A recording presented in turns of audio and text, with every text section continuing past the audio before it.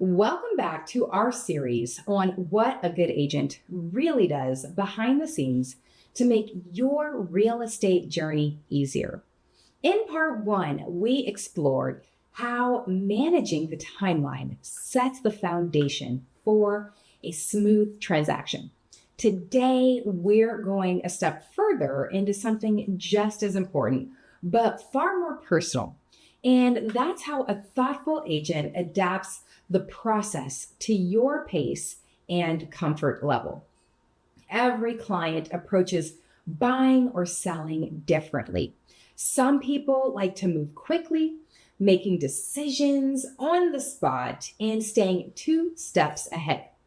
Others prefer to pause, gather information, and weigh every option before moving forward.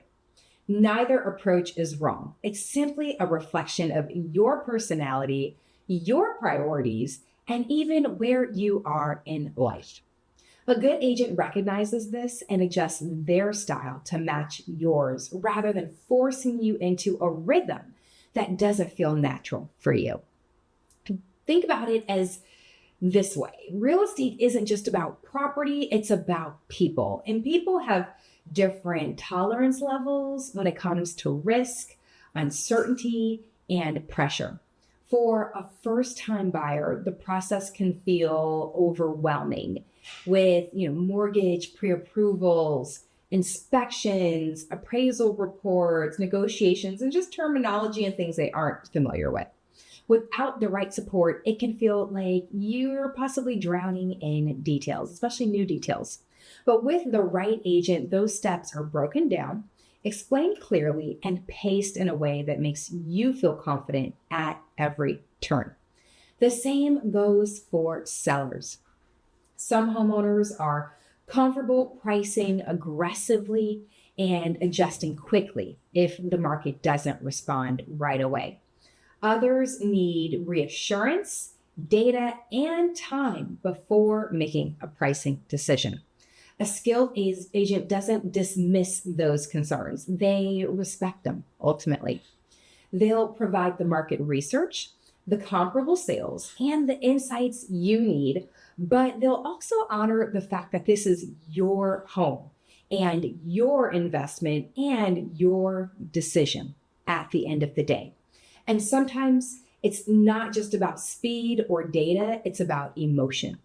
Selling a home or inherited property, for instance, can be incredibly deeply personal.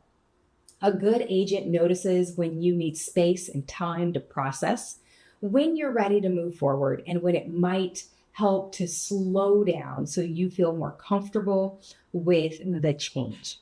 That balance between guiding and listening is what builds trust between us. So what's happening behind the scenes is even more telling. An agent who adapts to your pace is quietly managing the outside pressures and world, if you will, so that you don't feel them.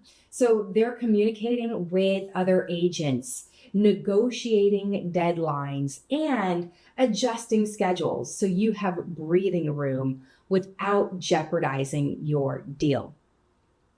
We're essentially absorbing the stress so you don't have to carry it. And the result is this: you never feel rushed, blindsided, or pressured. Instead, you feel genuinely supported.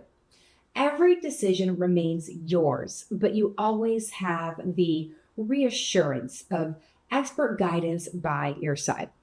That's the kind of partnership that turns what could be a pretty stressful process into one that feels clear, confident, and empowering for you. So when you think about choosing an agent, not only look at their numbers, but ask yourself, will this person take the time to understand how I make decisions? Will they adjust their communication and pacing to fit my comfort level? Because that's the difference between working with just any agent and working with one who is truly on your side. I'm Megan Johnson, broker realtor with Modernist Realty here serving the amazing Dallas-Fort Worth area. And this has been part two in our several part series on what a good agent does. So if this resonated with you, I'd love to hear, your experiences. So are you the type of person that likes to move more quickly with your real estate? Or do you prefer to take things step by step, a little bit more slowly, a little bit more cautious? Do you prefer data? Do you lead with intuition? So know that we're here and happy to listen to your tales from the trenches.